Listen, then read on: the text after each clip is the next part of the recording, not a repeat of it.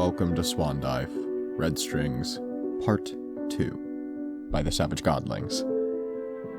Now, old friends, we follow a slender scarlet line to Sanette, midwife, and seeker of truth behind the disappearance of children across the Spire, who has recently plumbed the depths of a haunted children's toy, a small god of the community of Perch lost and ignored till Sanette's search. Within its dreamlike memory is a record of a paladin with orange eyes, a golden axe, 2 dead parents, and a lost child. Horror burned into her brain. Sanette now hounds the streets and broodhouses of Spire in search of some purchase in the rocky climb up to the precipitous top of this mystery. Yet more mysteries begin to bubble to the surface, as at the end of this pursuit, could there be truth? Or just more blood waiting to be shed in the name of some underpaying patron? And are Sanette's new employers the liberators of her imagination? Or just another side to a new, bloody coin?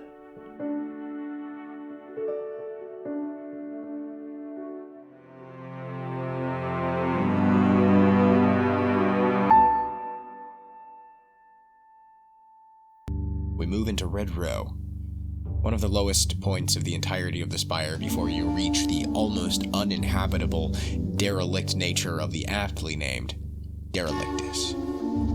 Red Row sits slightly above it, just underneath most of the ports and the waterways of Spire, and within Red Row, every possible crime and degeneracy you can imagine. But what also lies within it is a massive, oppressed population, crushed under the thumb of the Aelfir, forcing these circumstances to begin with. You'll find hundreds of families just attempting to scrounge by on the margins of what was once perhaps quite the prosperous part of Spire. Now it is filled with entertainments like the arena, substances pushed by up-Spire fiends like Mr. Alas, and gutters and alleyways filled with the blood of those foolish enough to wander where they cannot protect themselves. This, today, is where we find Sanette, attempting to pursue a little smidgen of truth, of something of a mystery she's found herself caught up in. Sanette, I believe you are making your way to the Midwives' Brood of Red Row, am I correct? Yes. Broods everywhere throughout the Spire, some big, some small, like the ones on Perch. Red Row has quite a big one. Red Row has a big population, so... Yeah, we could probably presume Red Row has a couple, but the one that you're heading to is probably just the one you're familiar with, or you're closest to the head midwife. Yes. I mean, I feel like we all know the superiors of each brood. Yeah, of course. And so just the one you're closest to. The one I'm closest to, probably. Yeah. I feel like I imagine this particular brood is sort of protected like a community garden, right? Like it has drow enforcers and stuff that are essentially like religious volunteers, probably believers of the facet of Dom now still allowed to be worshipped, who are willing to make sure that these like hastily erected fences stay protected and make sure that the midwives within stay fed and, just tend to it. And, I said like a community garden. I feel like it's charming if it also is a community garden. Like there's some sort of magical hydroponics here as well. And at this particular one, this one you're familiar with, led by a woman named Calais, who is a magnanimous, magnificent drow who takes care of some of the most wretched in Red Row, including those afflicted with some of the most disgusting, unimaginable heart-inflicted diseases. And, and I feel as you approach, these guards recognize you immediately and, just kind of give you a curt nod and, a gentle wave and don't bother you at all as you're passing through. The forearms kind of give it away. Yeah, and I feel like you've been here before. I feel like, even though you primarily serve Perch, you're probably an active lady. You go and visit your friends and check on other midwives and such. I feel like it's definitely in Sanette's purview to, in times of need, take her healing skills outside of the Perch. So you make your way inside of, this particular brood house.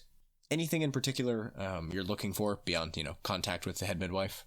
Not really. It's always nice to stop in and actually see the eggs. I mean, it's kind of like a midwife impulse, just be like, oh, there's eggs nearby, I gotta go see that.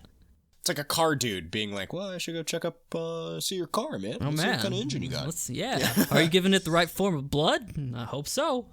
Exactly. Like, I feel like there's love, but there's also, like, a little bit of judgment of, like, how they've arranged the brood and, like, how well they've clearly set it up. Like, not mean. Like a church lady kind of judgmental. Like, Not the way I would do it, but it works. Okay. Bless your heart. I feel like that's something she would do.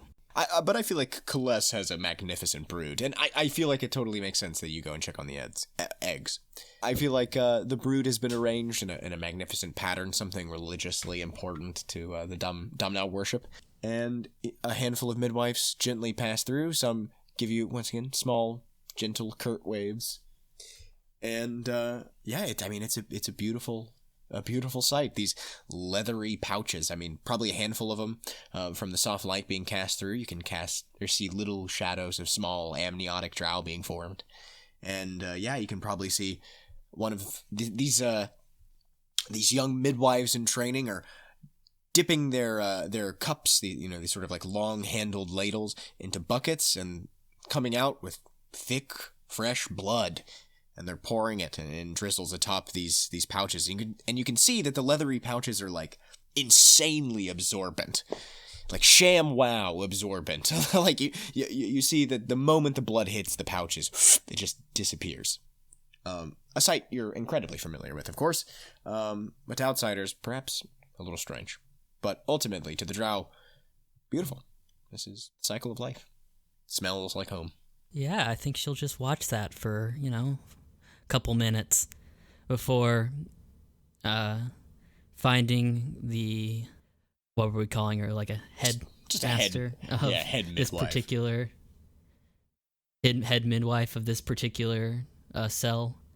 You probably spend a few minutes there taking this in, and then you feel a big, chapped, heavy hand on your shoulder. Not exactly my definition of beautiful, but, to each their own, I guess, right, Miss Sanette? And you look over, and there is a shaved head, enormous tatters. When you grow up with it as long as I have, it has this charm to it that can never quite go away. I guess there's something to be said about watching a bunch of leathery brown pouches eat blood from a ladle. It's a sort of cycle to life. Aye. I don't know how else to put it, but there's a small little miracle in every single one of these. I suppose so. How have you been, Sanette? She kind of gently turns your shoulder a little bit. Oh, just standard worries and duties that I have. But besides that, I'm alive and fit. You look it. You look real good, Miss Sanette. Are you by chance here to see Kaless? I am indeed. Convenient enough. So meeting an old friend is always welcome. Aye, it always is. I'm currently taking up work with Miss Kaless, and I found these midwife types are, rather pleasant to pass your days with, eh? Hopefully more than your last charge. Don't get me started. That ending was fun, though. Perhaps. Sorry, maybe a little morbid. Don't feel too bad. He was a piece of shite. Perhaps that as well. I can't say if the judgments of the ministry are right and wrong in these endeavors. No, I suppose that's respectable, but I can pass judgment, and he was a piece of shite. Now come on, let's get you to Kaless. She's probably busy somewhere else. Thank you very much, Tatus. Hey, me pleasure. You just, you can follow me, can't you? Of course. Yeah? Though I can't say I do know my way around this place quite well. Of course you do, it's just a formality, Lead the way. And so she does. Tatters takes you up, and into, a much higher, much more secluded portion of this particular facility. And there in a cramped office, packed to the gills with papers, books, shelves, and parchment, is an incredibly overworked midwife. This is Celeste. You know her. She's a short drow, round-faced woman, generally pretty soft in shape and demeanor, but when pushed, you know, well, Les is no one to mess with. She looks up, filing some sort of paper, dipping parchment in a beautiful, spider-themed inkwell. Oh, hey, Sanette. Good evening. Maji, Sanette, how can I help you? I'm afraid I have quite a bit of paperwork to get through, but we can talk. She keeps scratching away. I've come here today for a rather important matter. One that is best done privately. Ah, privately. Tatters? Aye, mistress. Could you please give us a little space? Well, we'll be outside. I trust, Maji, isn't that right? Maji Sanette, yeah, I trust her. And I thank you for that trust. Anytime. You ladies need me, you just yell. I will certainly be close enough to hear it. And she closes the door behind her. Okay, so... she kind of looks up from her paperwork, smooths her hair. She's got these, small spectacles, clearly been repaired 100 times, adjusts them, takes them off her face, and kind of rubs her bridge of her nose. Oh, Sanette. So what is it? I have quite a few difficult situations of my own to handle, but if I can offer something for this one, I will offer it. I don't doubt that your tasks are difficult. Unfortunately, my task is just as much. There have been disappearances recently. One of the citizens from the perch recently had a child disappeared from under her wing, and I have heard news of another down here on the Red Row, and I'm looking for them. Disappearances, you say? With a little bit of murder. Oh. I could certainly have a apprentice check the archives and see if we have anything on file. I hate to disappoint you, Miss Sanette, but there are an incredible amount of disappearances and murders that happen every day in Red Row. We midwives do our best, but that, unfortunately, is very rarely our purview. Unless something happened to an egg or to a midwife, it's going to be difficult for me to find any information in my files. Of course, I did come here hoping, more than anything, that something had popped up. If it does help, rumor is that paladins are committing these deeds. Well, that will narrow things. I think that will narrow things quite a bit. How long do you have, Miss Sanette? Are you in a rush? As much as I would love for this to be as hasty as possible, I'm forced to, follow whatever comes to me. We'll try to find it as soon as we possibly can. Of course, it's just something of a worry for me, and I just can't let it continue, Promises to be kept. You're one to always keep your promises, Machi Sanette. If I know anything, it's that. Thank you for your high esteem of me. I'll find this information as soon as I can, Machi Sanette. Will you stay within the brood in the meantime? I would love to, Maji. Is there any way I can thank you for this favor? Well, there's certainly plenty of work to be done. I'm sure if you poke around, there are quite a few places where hands could be used. I guess I'll take you up on that. Okay, let's do a roll real quick so we can just jump through this. If you could please give me investigate. We are in Red Row, so crime and low society, please. Although, low society, I believe, just because we're not... I don't feel like there's crime going on within this brood house, personally. Give me a D3 of mind stress. I got 2. Turn up. Okay, so you had one protection there? I got 1 resistance. Ooh, Harrier Chinny Chin Chin. It probably takes a little too long, right? A few too many hours. But eventually, Tatters comes back to you, finally.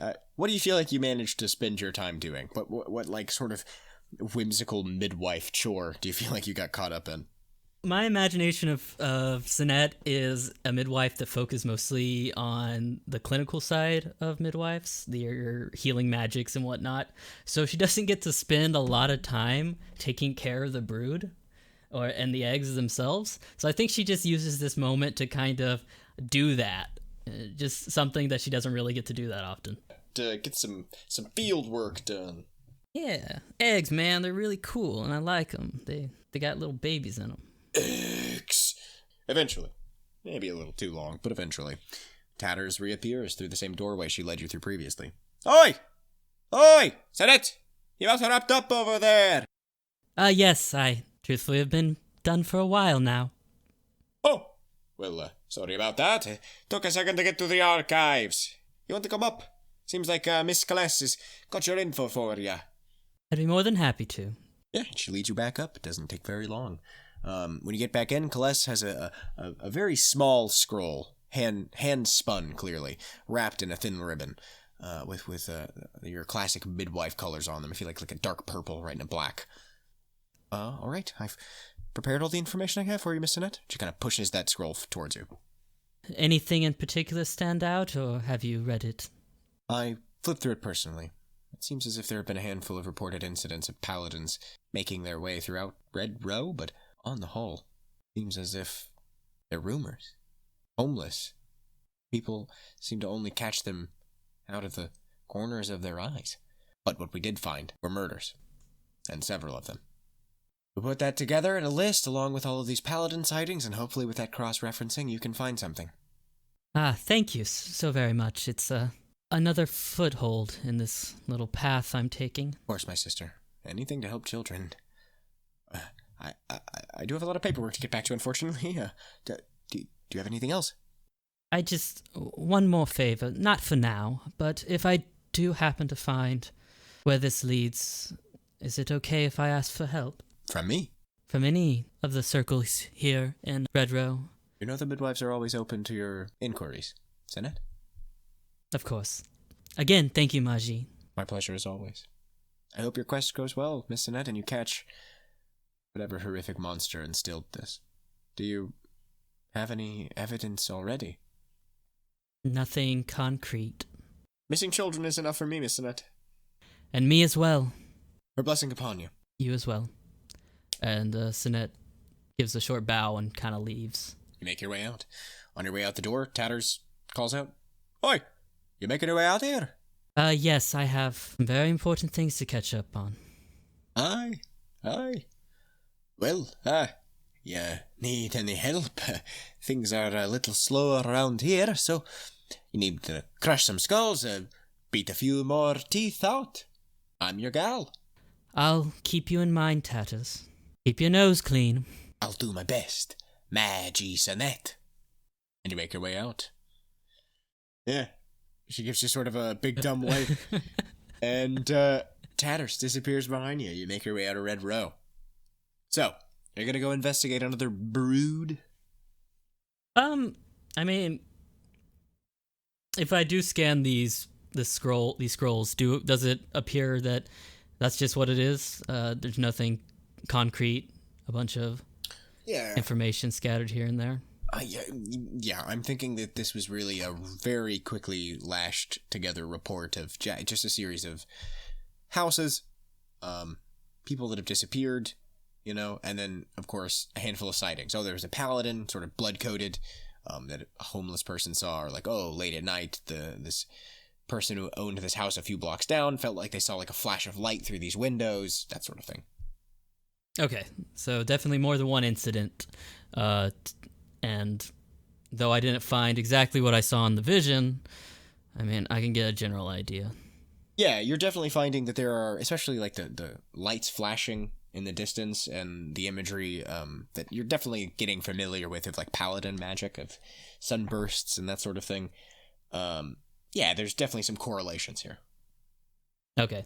I feel like Sanette feels that if she could go to another brood, but I think she wants to go to one that's either mid-society or high society, just because, one, the broods will be smaller there. a lot more information, maybe, to be collected. Just something to think about.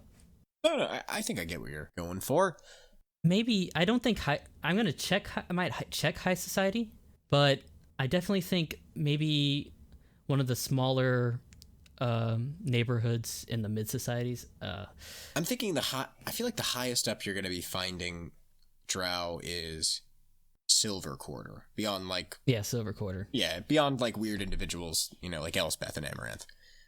Yeah, of course. I'm thinking, like Silver Quarter would be the highest up you could get. And then as you go down, you have like Garden District, plenty of drow, plenty of broods. And then, you have like Blue Port, pretty kind of mid-culture. I mean, North Docks is shitty. Better than Red Row, but still shitty.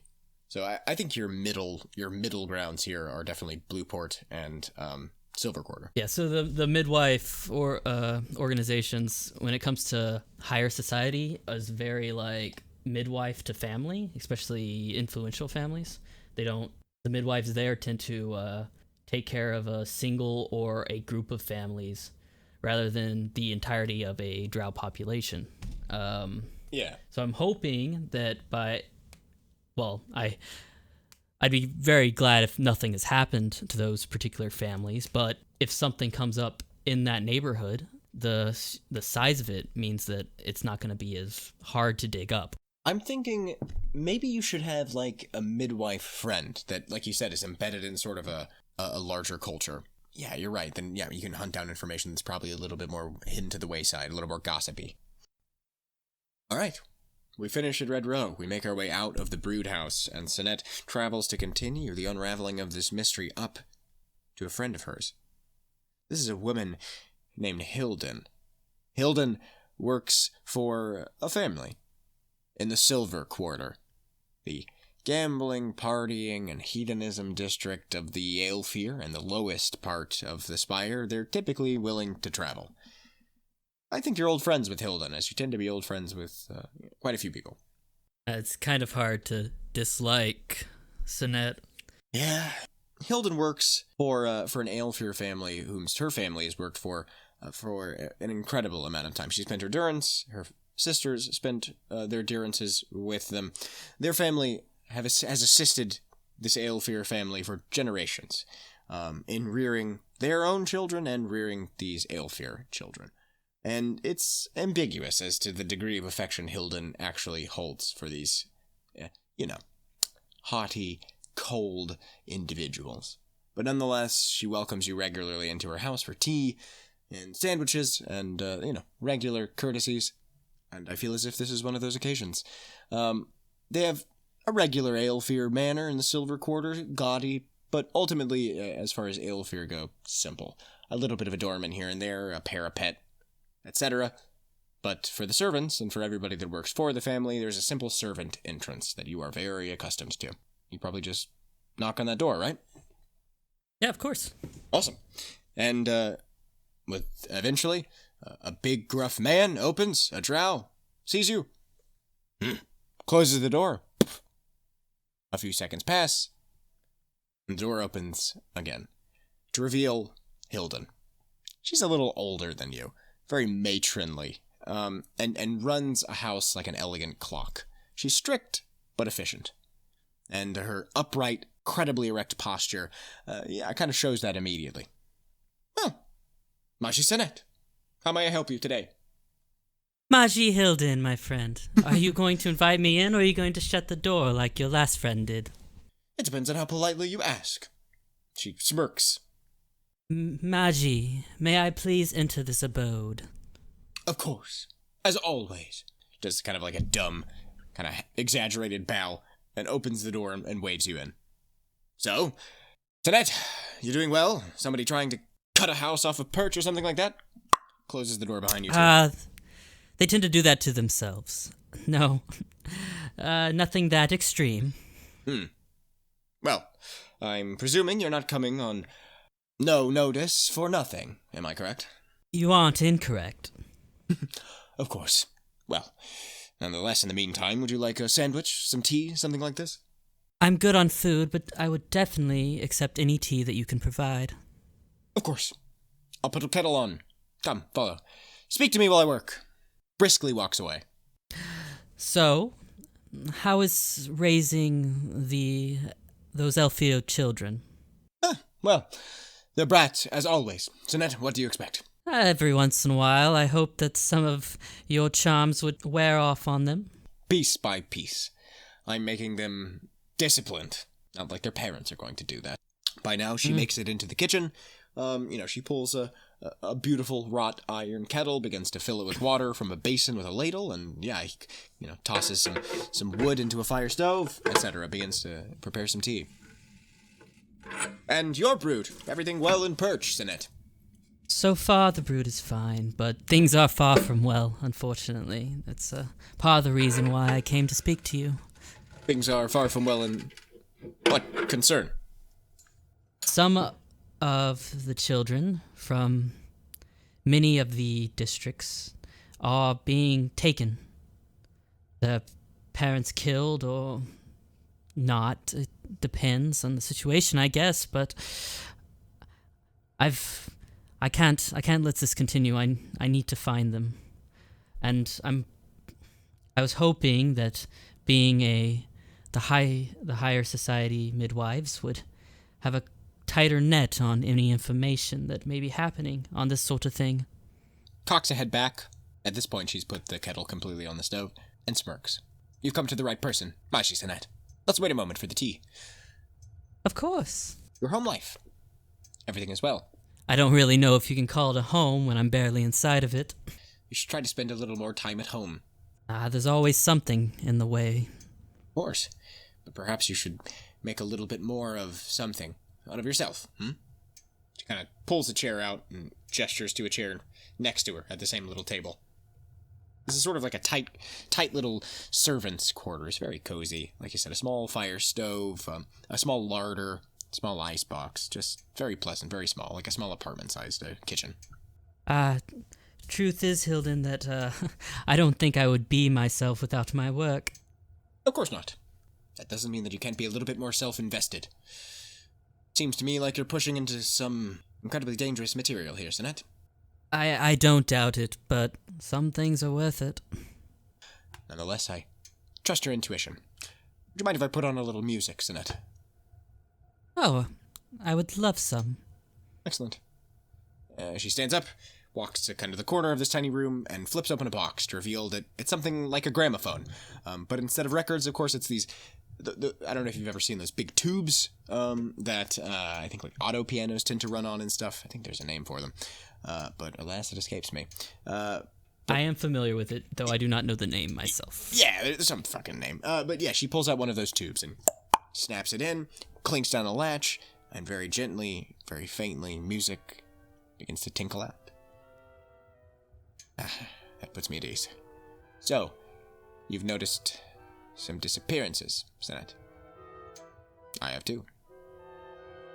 It's hard to not notice them when those you care about are the ones getting hurt. Seems like every day here in the Spire, people disappear. Slip into a machine. Fall off the edge. Find a knife in the side of their head. Sad, sorry state of affairs, really. I wish I could stop all of them. But at least I can stop this one. Maybe you can. Are these disappearances perhaps all connected by paladins? Well, it seems that you're one step ahead. No. I think we're on the same step. By now, you begin to hear the whistle of the teapot. So that I have also noticed some disappearances. Only 2 here in Silver Quarter, but under every case, disappearances have a brief mention of a paladin. The same in Red Row. A little more pushed under the rug. But a disappearance and a paladin. Finally, she goes over to the teapot, cracks it open, pulls it off, and produces 2 old, clearly well-worn mugs, dent and worn at the edges, but still beautiful in their own way. Yeah, places some tea bags and starts pouring some water over it. You can begin to smell the gentle, very, very distinct aroma of Olaquam imported tea leaves. Cinnamon, cardamom. I mean, just this very aromatic mix of herbs within them. Do you take sugar, Miss Sanette? I can't quite remember. Yes, just a little. For some reason, I had the instinct that you were a sweet tooth, Miss Sanette. She puts, like, half a cube in your cup. I try not to tell anyone. And she puts the other half of the cube in. Prepares her own tea, puts a little milk in, etc. And, heads back over to the small table. Disappearances, all with paladins, all swept under the rug. That's about the gist of it. Sometimes the child disappears with no one noticing, and sometimes the parents are killed. Sad state of affairs. An incredibly sad state of affairs. Kind of sips the tea a little. Perhaps I can nudge you. A little bit, at least. Well, don't keep me on my seat, then. It's nothing concrete. I've noticed rumors similar to the ones that you have. Connected dots, and I don't find them very comforting. But dots that I have connected, something a little different. Well, go on, then. One of these high-class pricks, unsurprisingly. Deacon Overflowing Borealis Revelations. Mouthful. Deacon Borealis is what he goes by. If you want to press your nose somewhere else, I'm sure there are people around the Deacon Borealis that perhaps have a little bit more information about what the particulars of these disappearances are. Perhaps the paladins. I see. Deacon Borealis. What is he like? He's a traditionalist, to say the least. He's from far, far north. A true Everqueen die-hard. Perhaps the most traditional deacon in the entirety of the Spire. And he has been noted in the past to have an incredible influence in the paladins. The nomination of this new deacon by the paladins was an incredible upset among most of this part of the city. Why do you, per se, believe that this deacon is also connected to the paladins and the disappearances? It has always been the case in the past that Borealis has been connected to paladin movements. You and I have both connected that these disappearances seem to also be connected to these paladin sightings. I think Borealis is the man to see. Well then, I have another stop to make. Thank you very much as always, Hilden. It's always a pleasure to see you, Miss Sanette. Come by. I have a few more songs I'd like to show you, and a little more tea I'd like to share. Lord knows it's boring as possibly could be here. But judging by the taste of this tea, you do get a few benefits. Cannot deny that, Mushy. I think I might take you up on your offer for a little bit of downtime. When all this is over, I'll come back. We can definitely enjoy a song or two. Good. I'll wait it with bated breath, Mushy. Of course. Now, if you forgive me, I believe I must make my way out. And so you do. Out of the broodhouse again, now with a little bit more information tacked together on this web of mystery you've begun to connect. Deacon Borealis. Paladin Major Reason. The Reaping. This individual who's stolen some child away from this process and hidden them away, sequestered them away. This connective series of events, all involving murders and brief glimpses of paladins. Now, do you have any other midwives you want to stop, or are you interested in talking to a different kind of friend? Yeah, I don't think I'm gonna get anything more out of the midwife connections. I feel like everything is just gonna be more and more rumors. But I do want to talk to the ministry. Well, not to the entirety of it, just to one particular one. A minister by the name of Nocien. The one. The only. I feel as if you know where Nocien spends her time outside of her own, her ministry dealings, of anybody within the cell. And of course that is... Of course. Yeah. She's a Lejean. I mean... Exactly. And as a Lejean... There's only so many places they could be. And there's only so many places you're going to be finding, especially Lejean is powerful as Nocien. And you do know that, of course, Nocien is a part of the Order of Lodnan-San, the Order of Blood, of course. And, you know that Lodnan-San churches really do tend to be lower, especially because, again, they're very much staunch historical conservatives in a way, right? They want to preserve the classical history of the drow. And you know, Nocien serves a very small parish, tucked away in a dark, dingy corner of Red Row. I think that's Sanette's next stop. Awesome. It'll take a little while, of course. I try not to narrate too much of the travel throughout the Spire, because of course there's a lot of it, but I feel like on the travel down, perhaps Sanette can take a gentle journey. I'm sure she knows somebody who works with the Mega Corvidae, and perhaps she can rent one of the Mega Corvidae and ride it on its, ride its back down the Spire on your way back down to Red Row, getting a brief glimpse of perch above you, and the rest of the beautiful, magnificent Destera landscape that lies around Spire itself. Eventually, your ride ends. You make your way to this small church. It's small, but elegant, structured. It has a beauty that only reflects itself the more you study, in its simplicity and the accuracy of its angles, its lines, its simple accoutrement around the windows and the stained glass, depicting the facets of Dumnow we are allowed to still worship. And as you enter these massive, beautiful, carved wooden doors, there's only a single priestess, standing near the dais, clearly praying about something, framed within beautiful stained glass light. As you enter and the doors creak, her head raises. A nice home you have made yourself here. The finest. Well, the finest to me, at least. Her head cocks. How may I help you, Mashi Sanette?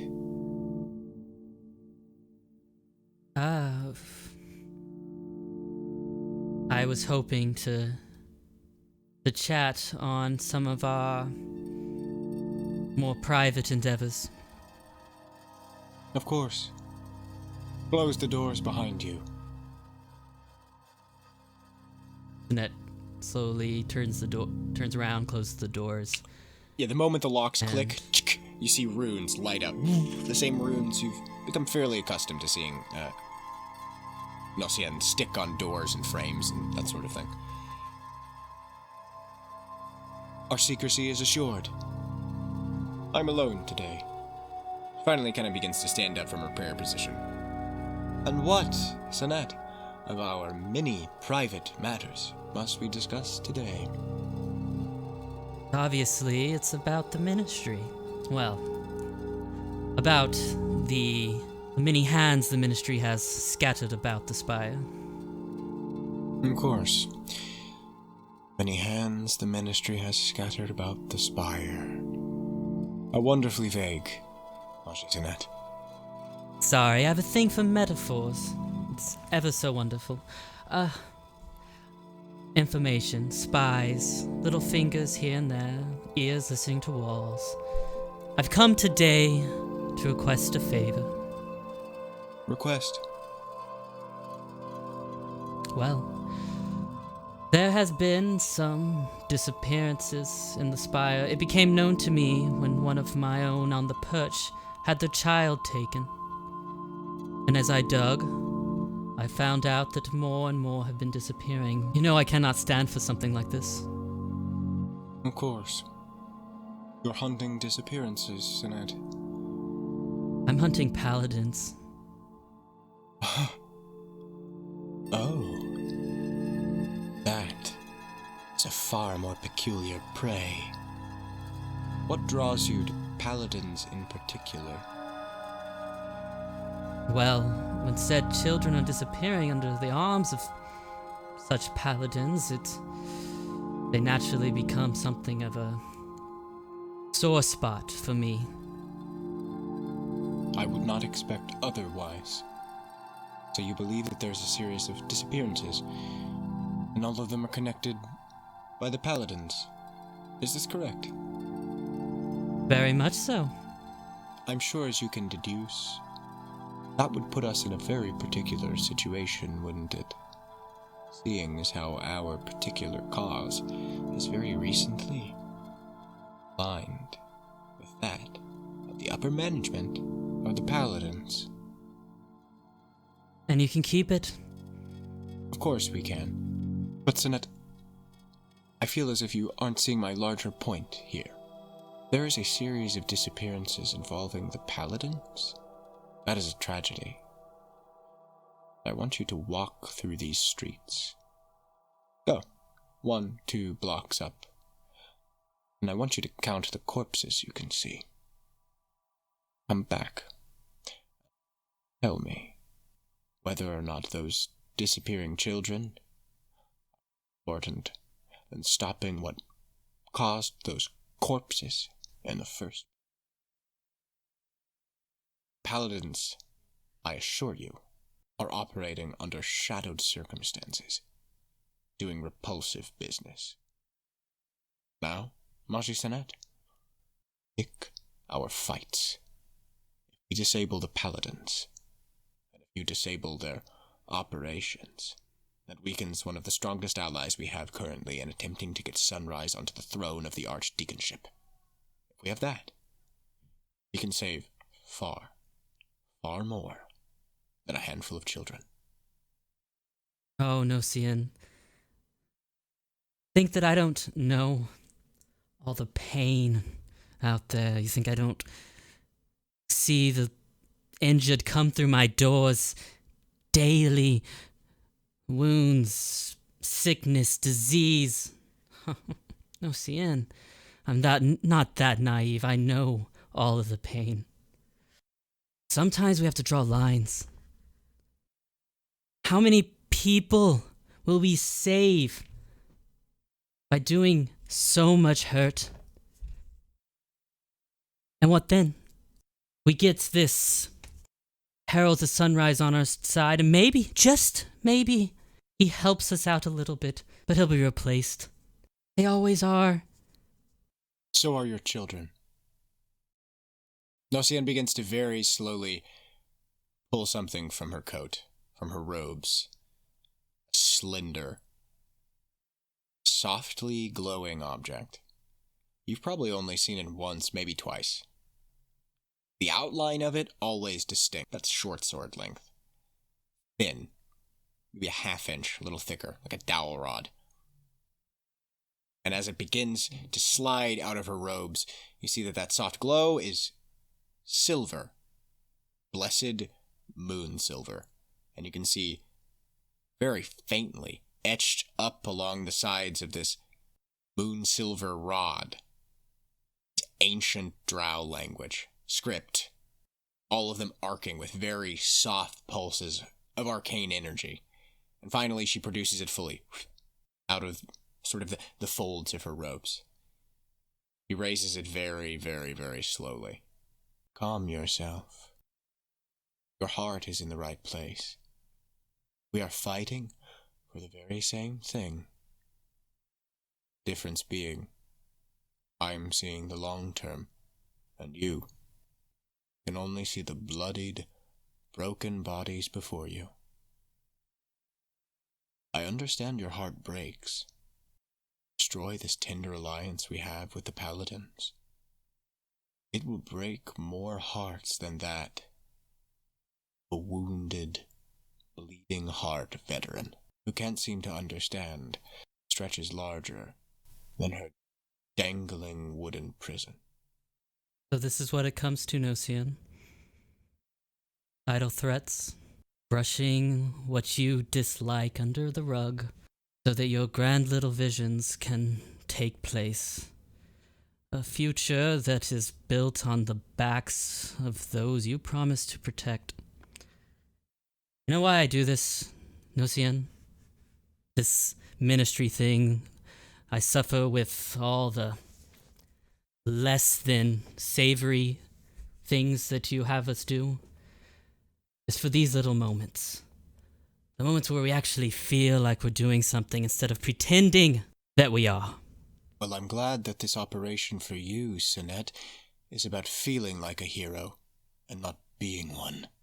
And finally, she places the bottom of that rod on your chin and attempts to tilt your face up. Look me in the eyes. Tell me you are willing to sacrifice the alliance with the most powerful paramilitary force in the Spire, with the Ministry, and with the Deaconship, for the sake of quite possibly less than 2 digits worth of stolen children you can't even prove are dead. ice cold stare. I can't sugarcoat this. I can't make words that'll make it sound correct. I would, Nosian. If it was presented before me, I would. She drops her rod.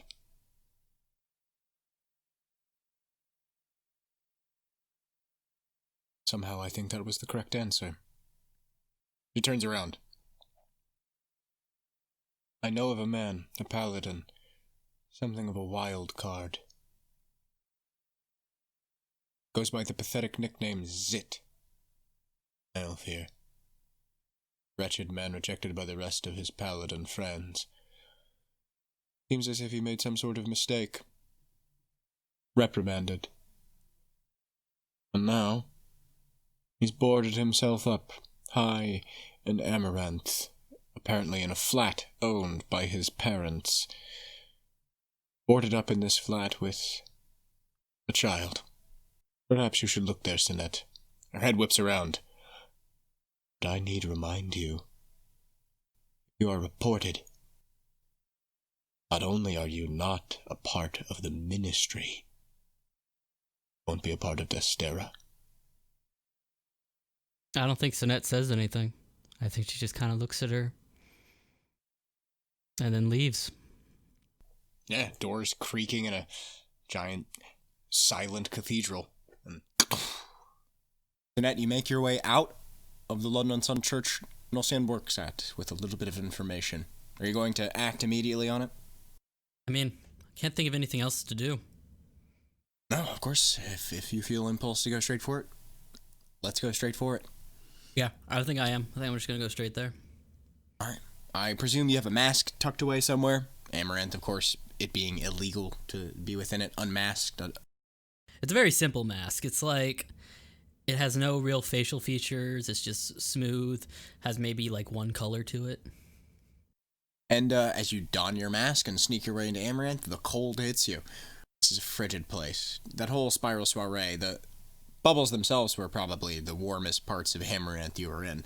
The city streets themselves, absolutely frigid. Aelfir keep it cold, representing their climate high in the north. And as rumor goes, of course, cold weather keeps the mental state of the Aelfir a little more stable.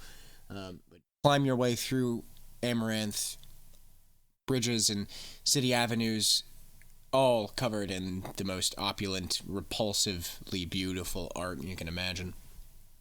And eventually you make it to quite possibly the lowest possible class housing imaginable, really, in Amaranth. Essentially elegant tenements, still fairly large. You're realizing that this is pretty much the only possible apartment complex Nosian could have been talking about. That this individual Zit has locked himself up in.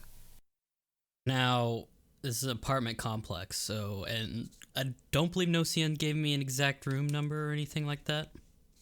No, she did not. So Sanette's just gonna walk up to the building. He's going to place a hand against one of the walls and cast a spell, Web of the Mistress, so to gain immediate awareness of everything in the vicinity. The area about the size of a large building, which I would count a apartment complex as a large building. I count that as a large building too. Yeah, you find yourself within this, CCTV view of the building. I presume you cast this spell sort of tucked away in like an alley along the side of it, not like out in front of it. Yeah. Hi guys, I'm casting a spell. Hello everyone, I'm doing some magic here. Join me. Okay. Anyways, yeah. So I got to do a quick roll, and I got a success, partial success. Partial success. All right, give me a D6 shadow, please. Okay. Now I'm gonna assume this was not low society or occult. No, this is high society. Yeah, I was pretty sure, but can't hurt to ask. All right, so roll that stress. What's that put your shadow stress at? That puts my shadow stress at 7. Okay. Woo! Luckily, I rolled an 8, so it sneaks just above your shadow stress, and you cast your spell. All right, you have a full range to sneak throughout this apartment complex. What are you looking for? I'm not sure how detailed my spell gives me, but I mean, I'm gonna look through each apartment building to. Yeah, I think we discussed last time. It's a bit like a bug's eye, like a fly's eye. It's imprecise. You can't make out a lot of details, but like we discussed, you just have a large range, which is useful unto itself. Yeah. Well, yeah, I'm gonna go room by room, cut out all the ones that don't have a single male in it. Apparently there's a child there as well, so look for one with one male and one child. And if I can't find that, there's no one in there or something, I'm gonna look for a suit of armor. If maybe it's got left, there's just a spare lying in an apartment somewhere.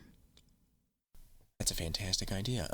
Yeah, I think you find a lot of older couples in here, much older couples, seemingly sort of past their prime, in that they can no longer afford Cinder Row Amaranth housing. And you probably see, a handful of single females, probably like 3. You probably only see one other single male there. Also an Aelfir. This guy looks fucked up. I feel like when you peer in, you can see this guy has a bite mark on his neck. Not clear from what, but he's treating it with some sort of ointment. And he has this large leather coat that's been adorned with a couple haphazard slashes of silk. And you can see he's got a belt of pistols. And he's just treating a whole bunch of wounds.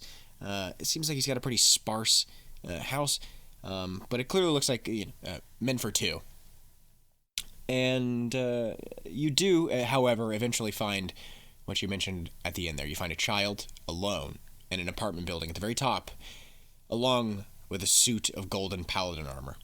Dinged up, locked in the back of a closet, but a suit of golden paladin armor. And this child is the only one in this particular apartment, this flat. Yes, sir. Okay. And the one with the pistols and the wounds, is that on the same floor or totally different floors? Floor underneath. Okay. I'll ignore him then, and I'll go to I'll make my way up to the top floor where this child is staying with this armor. Yeah, okay. I don't think there's a roll involved. I don't think this is like back during when you had to buzz somebody into your apartment. But I do think the door is locked. From what I was seeing, is the child restrained? Or is it in a different room where it can't access this door? It's not clear. It is not restrained by any means. From what you could see. Also, so I can stop saying it. Is it a boy or a girl? It's a child. I think they. It's probably fairly gender neutral. They? Yeah, Okay. Just some. Not really sure. Yeah, they. Child of some of that age where it's really ambiguous. Sort of like a short cropped haircut, and just sort of like a sackcloth sort of little outfit on. That could go either way. Okay, so they. Okay, I guess I'll just knock on the door and see if that does anything. Okay. There's probably some silence, and then. Hello? Hello? Hello there. Hello? Hi. Is there any way for you to open the door? My name's Sanette. I'm a midwife. Supposed to open the door. And why's that? Sit told me I'm not supposed to open the door. Is it around? Can I talk to him? No, it's just getting food. It's just getting fruit. You gotta get food. Well, I would very much like to talk to Zit. I have some business with him, and I would hate to wait outside the entire time. Sid told me I shouldn't open the doors. Oh, you don't need to worry. I'm a midwife. I'm sure you know of us. We're the mothers of drow everywhere. There's no harm that can come from one such as I. Could you give me a compel check, please? Oh yeah, I'm super not good at that. That's okay. That's the fun part. That's the fun part, yeah. Hey, look at that.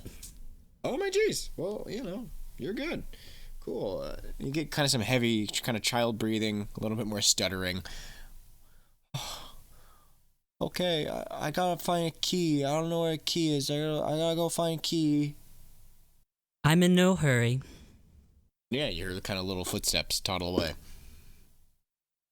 Some jangling, some clattering in the distance.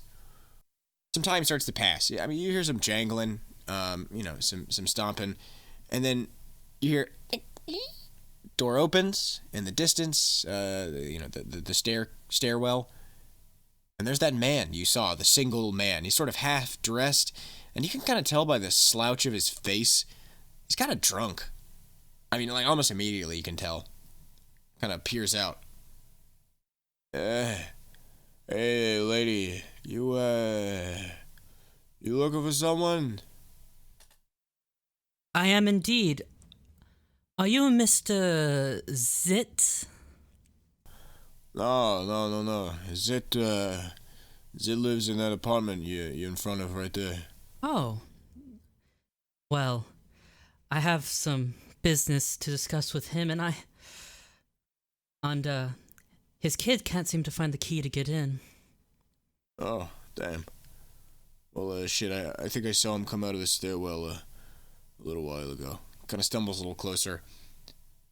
Sits against the, kind of presses his back against the wall and then slides down. And like one of those kind of pathetic crouch, kind of crouch seating against a wall. Listen, lady. You a midwife? She kind of looks at her arms for a second, looks at him. He's like, it seems that I am. I mean, it's kind of rhetorical, but I figured to be polite, no? Of course. You one of those healing kind of midwives? Yes. I'm trained in some healing arts. I used to be a field medic. Oh, that's sweet. Look, I promise I'm not like regular Aelfia, all that shit right now.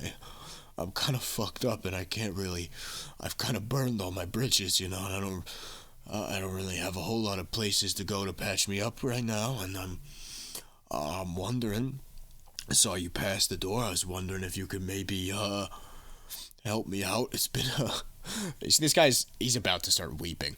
It's been a really difficult past 6 couple of hours, and I could use some help.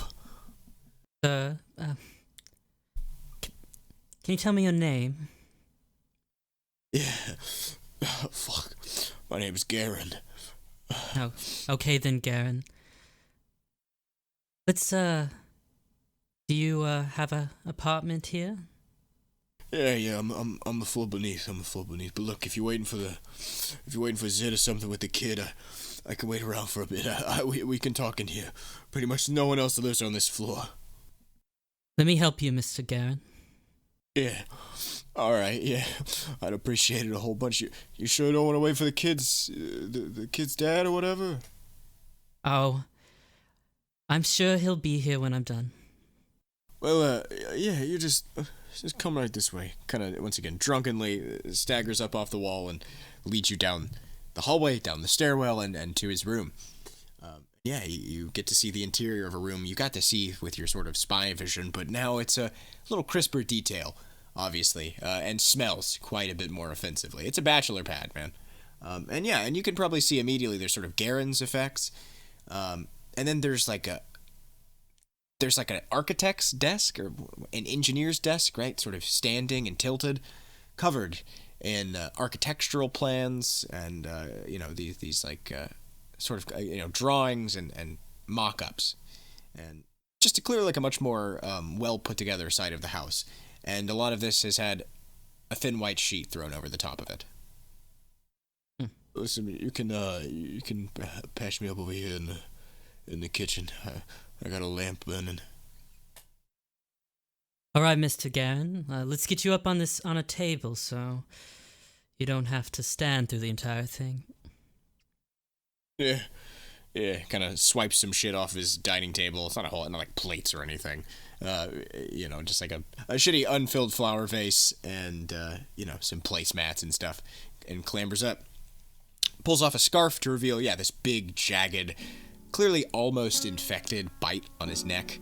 Trying to remember if Gertrude wounded him any other way. Oh, did not connect that dot. Oh, yeah. And I feel like he probably has like a couple nicks, a couple kind of short blade nicks on his body. He kind of pulls up his shirt to reveal along his ribs. Those aren't so bad. It's more the neck thing I'm worried about. My, Mr. Garen, what did this to you? If you can believe me, some crazy fucking bitch. She murdered my best friend, man. Oh. Chopped his fucking head off like a dog. They found his body in a fucking alleyway, laid out without any fucking skin. All the shit in a pile next to a dumpster. Oh, God. I worked with him for 25 years. He goes down for some fucking message. Comes out looking like a fucking baked ham.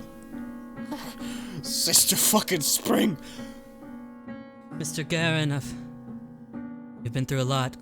Lay down and I'll see if we can get this close for you. Yeah.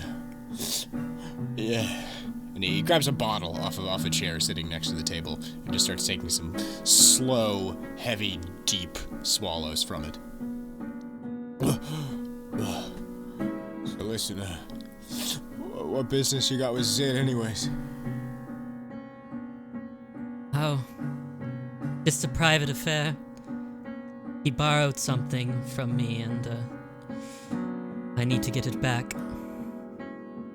Oh. Well, I'm sure he's got it. Fuck, careful. He's a good kid. No fucking clue how he's a paladin, though. Complete fucking dipshit. Has he been in this place long?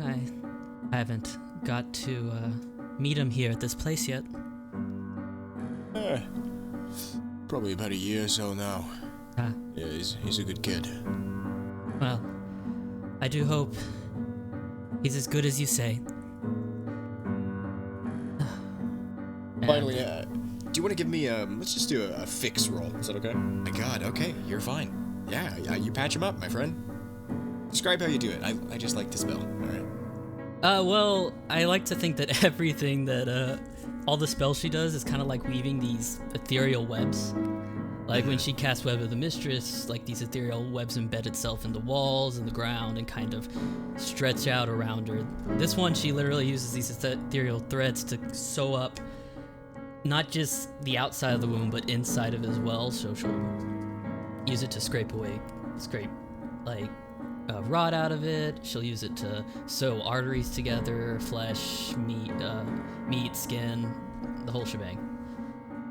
Yeah, I guess this is the spell, especially being a field medic, she's probably practiced her entire life. She's a master at this.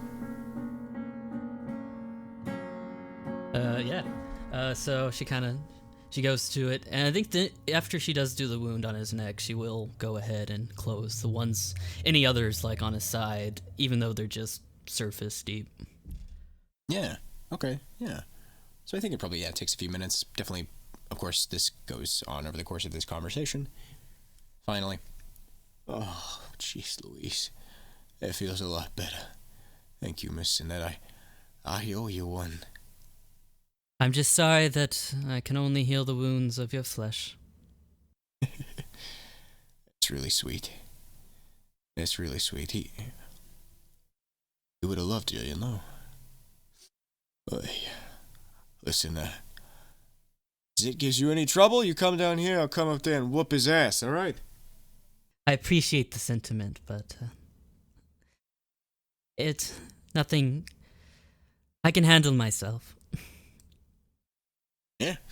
Probably notice around now, hanging on the wall, a massive double-barreled handgun. Essentially like a double-barreled shotgun that's been chopped into a pistol grip, with the barrel a little bit shortened.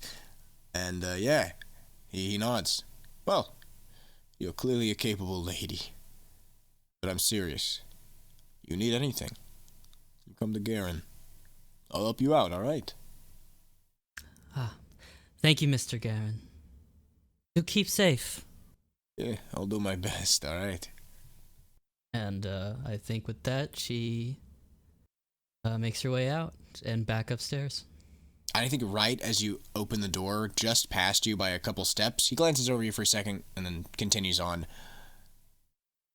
An Aelfir, a man in a very simple white porcelain mask with a handful of small stars painted under the chin, and he's got in his arms several big grocery bags. I don't know if they're like brown grocery bags. I think that's a little not quite for the period, but maybe he's got these big sackcloth bags that he's clearly got filled with groceries and produce, that sort of thing, spilling out. Kicks open the door of the stairwell and continues up. And Sanette will follow. Okay. Yeah, I mean, he's quite a bit ahead of you. Yeah, not quite a bit. He's ahead of you. So, by the time you get about halfway up the stairwell, you hear him enter, the next floor. By the time you exit the stairwell, you see he's letting himself into his apartment, into his flat, and he notices you. He sees you, enters his flat anyways, closes the door behind him. Well then, I guess I'll have to knock. And okay. She goes up to it and gives the door a knock. Awesome. Yeah, a couple.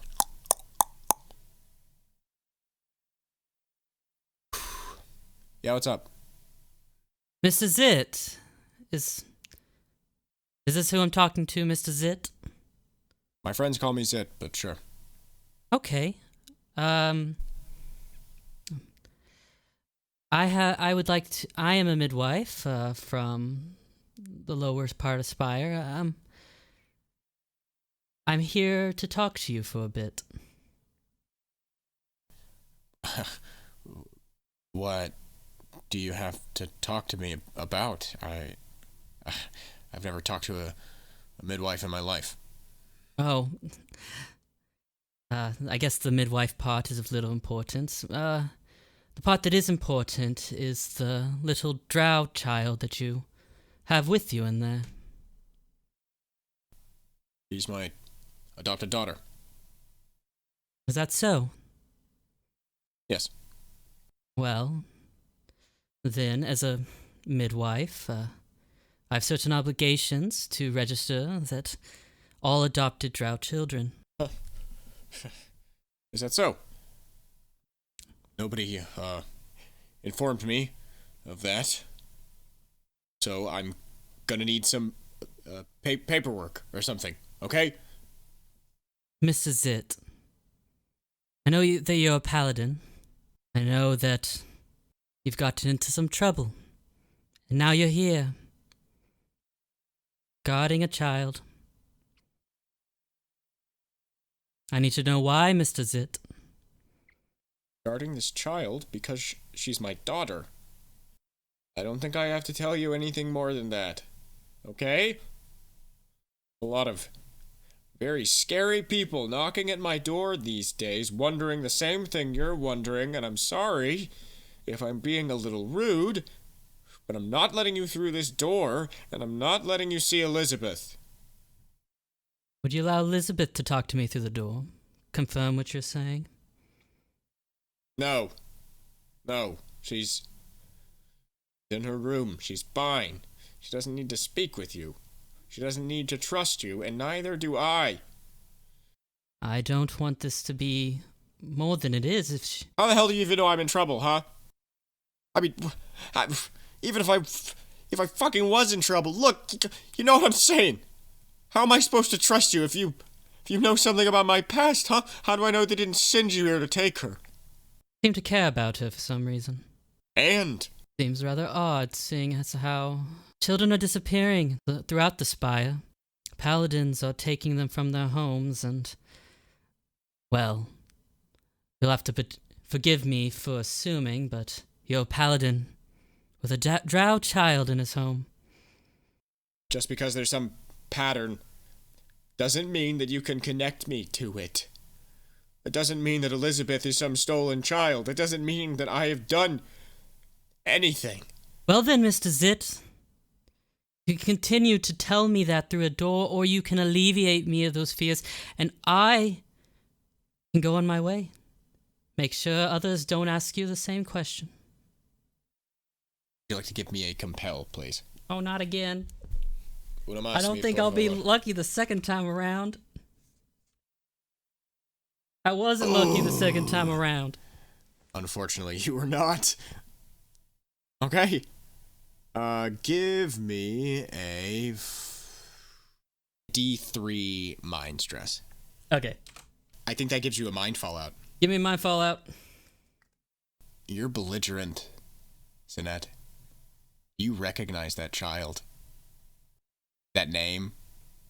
Suddenly, images flash into your head. Little labels on the sides of drawers.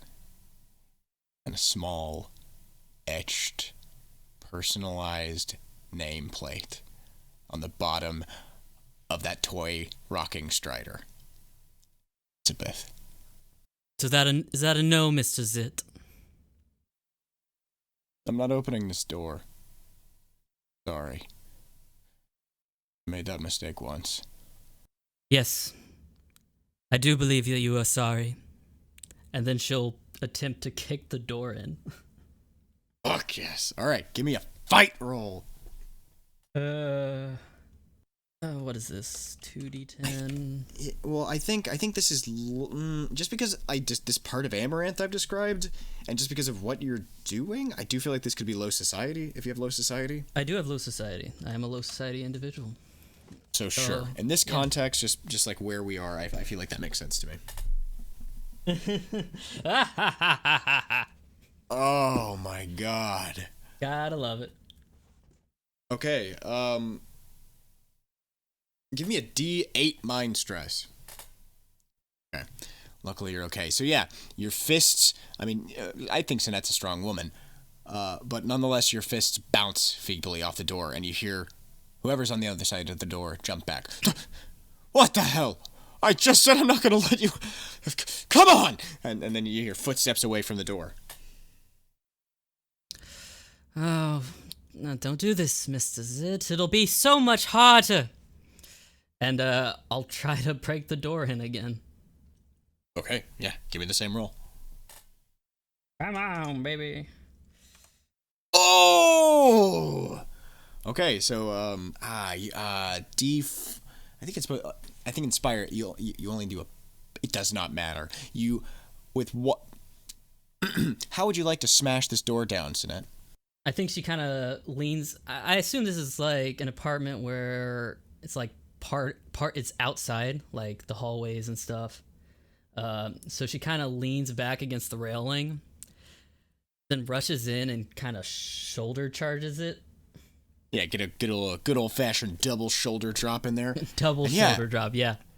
With all of that adrenaline, you snap it in half like Colossus. It splinters around you. And, you're now standing in a dingy, shitty apartment, and you can see Zit desperately armoring up, an axe lying on a table unattended, him halfway, hands wrapped around a shin guard, snapping it on, halfway armored, and he looks up, eyes wide, and you see Elizabeth on the opposite side of the table, also eyes wide, holding onto a chair, and the other hand, a small toy, a doll. Good evening, Elizabeth. Sorry to intrude. I just have some words with Mr. Zit here. And he, come on, and kind of stumbles back, hands scrabbling. Get the fuck out of here! Kind of grabs his axe, holds it up in front of himself. Get the fuck out of here! Just don't try. It'll be easier this way. You're not taking her from me. I won't let somebody else do that to her. Well then, Mr. Zit, she shouldn't have been taken from her home. Wasn't my choice. He brandishes his axe and steps in between you and Elizabeth and hefts it up. I want to try to, like, catch it. Hit his, like, with my two left hands, I want to grab his forearm and then pull one of my knives out of my waistband. It's like, it's all the ropes there. She kind of keeps it hidden there. And then try to nail his forearm to the wall or table. Okay, just because it's so specific, same circumstances, low society as that previous roll, but give it to me difficulty 1.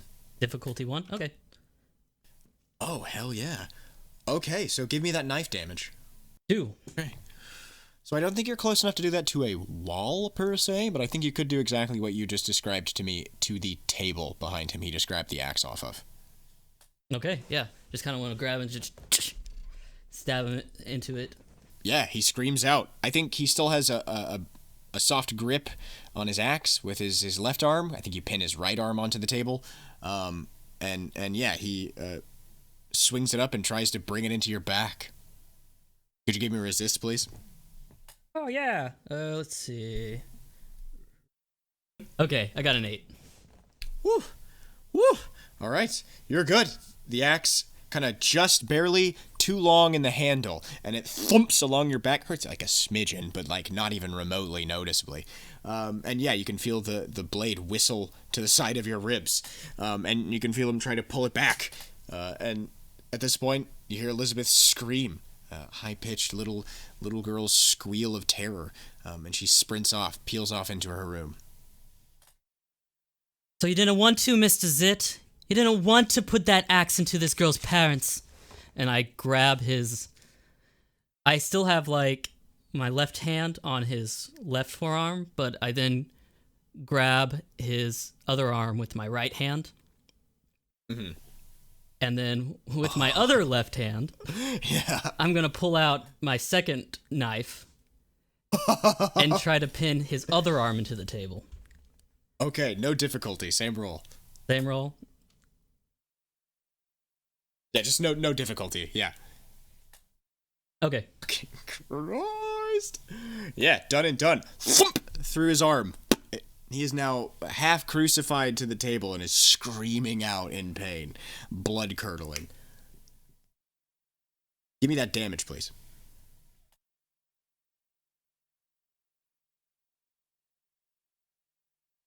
Oh my God, he's down. I mean, you hit an artery. I will leave this up to you. I won't pull this trick on you. At this point, you've done enough damage to him, and this is enough of a strike. You can completely incapacitate him. I mean, I will incapacitate him, and if I have to, I will heal him. Okay, yeah. Okay. One way or the other, he's finished. I think that once that is done, once he's just pinned there to the table for a bit, he kind of takes a deep breath, stands up, looks around, and looks at the broken door and kind of inches it back into place. I think you can kind of hear small footsteps from the room as you're fixing the door, and of course, Zid is still screaming.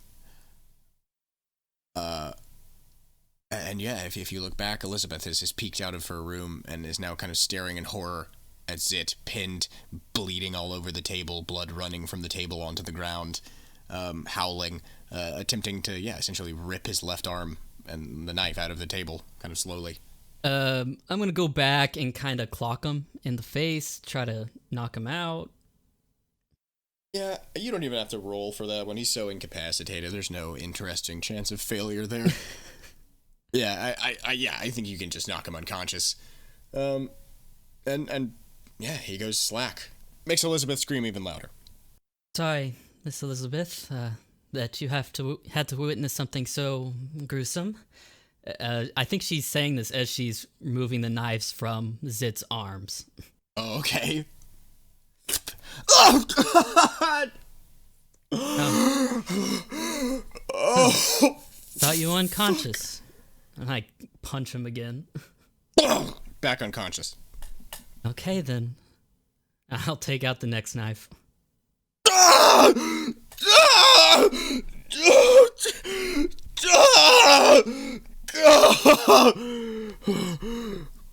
Oh, please. You're a light sleeper.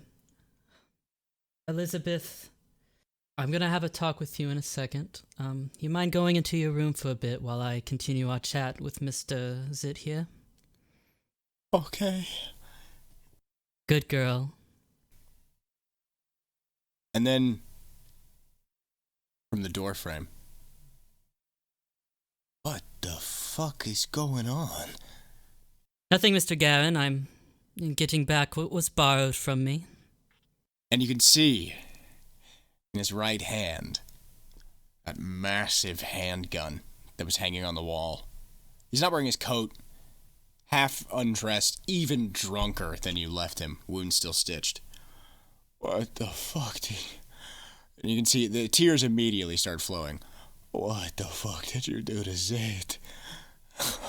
No. Starts to very drunkenly and shakily start lifting the pistol again. Not again. Not a fucking again. Mr. Garen, I'm not killing Zit.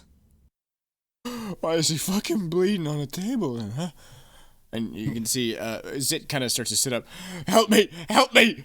Garen, help! She's trying to fucking kill me! She's trying to take Elizabeth! She's trying to fuck everything up! And yeah, at that, Garen lifts the pistol with even more aplomb. Takes a few steps forward. What the fuck is he saying, Sanette?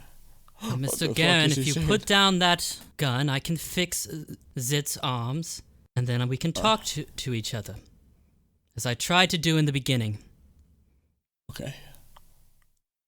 Alright, okay. Fix him. Do it. Doesn't move the gun an inch. Alright then. And I do just that. I kind of pick Zit up and try to and shove him down in a chair. Yeah, I think he's, you can definitely guide him to a chair. He's essentially on the table. Yeah, easy peasy. Do you want to give me that spell, please? Okay, we're good. Killer. And then, yeah, you very quickly begin to stitch his arms up. And the further you get, you can hear in the distance, Garen begins to kind of collect himself. And yeah, the gun drops if you check back. He's not pointing it, but he is still staying at a distance. While I am fixing up Zit's arms, I want to see his eyes. I want to get a close-up and look at his eyes. Oh yeah, they're orange. So, Zit. What? How did it feel, killing Elizabeth's parents? No witnesses. My orders. No witnesses. He just stone-faced stares forward. Did you know, Mr. Zit, that certain objects, stuff we care for, passionate about, something we put our very lives into, sometimes harbors little gods? I know, seems rather ridiculous when you think about it, but he kind of lifts the axe up. Weapons are one such things. We put so much into them. Our hopes, our dreams, our very resolve. And they see stuff. They do horrible things. And they remember. One such entity saw what you did to that girl's parents. There were witnesses to what you did, Zit. And it's come back to you. What the fuck do you want me to say? Not a goddamn thing. Garen's gun goes off, and Zit's head explodes like a watermelon in front of you. Oh, Garen. I had so many questions for this boy. I kept trying to tell Yesheb. No. He adopted her. All those paladins come knocking, they're lying. All those news reports, they're lying. Funny. You're the only person I've met in a long time, Miss Sanette, that doesn't seem like she's lying. And he cracks his gun open. So, who's next on the list? Zit was my one lead. You can see he pulls a cigarette out of his pants pocket, like a crumpled packet of cigarettes, and pulls out a crumpled asymmetrical cigarette, stuffs it in his mouth. He's kind of got a shaved head, and he has this like really loose leather woven mask that he pushes up to get the cigarette in his mouth. Pulls out a book of matches, strikes it. Don't worry. I got plenty of leads for you. Let's get that little girl back. I don't know where to take her. She has no home left. Yeah. Well, don't worry. We can find her one. And, yeah, at this point you can see in the distance Elizabeth has shut the door to her room. She must have seen something because you heard it shut during the course of this conversation. And it's no light coming from it. Garrett is breathing incredibly heavily, and he essentially hasn't moved since he's shot him. I mean, the gun is dropped, he cracked open the gun, but he's still staring in the same place. He's just fixed. Well, there's only forward. And I go over to Zit, and you said he was putting on his paladin armor. Well, actually, he should have a mask on because he's an elf here. I want to take that mask.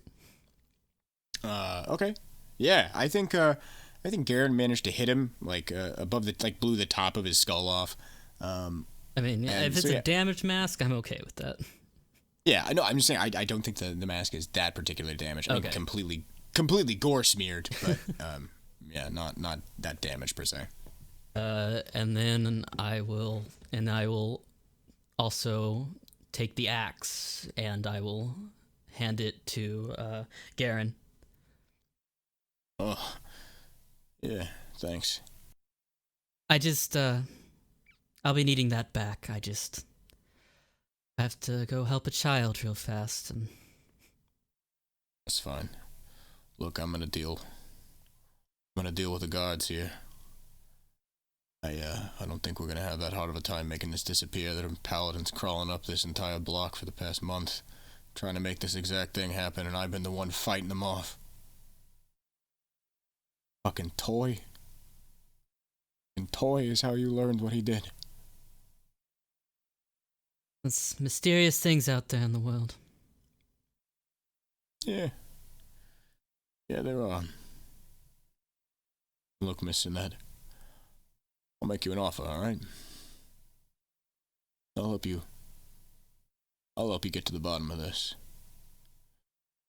If you help me get to the bottom of the death of my partner. That's something, Mr. Garen, is something I can agree to.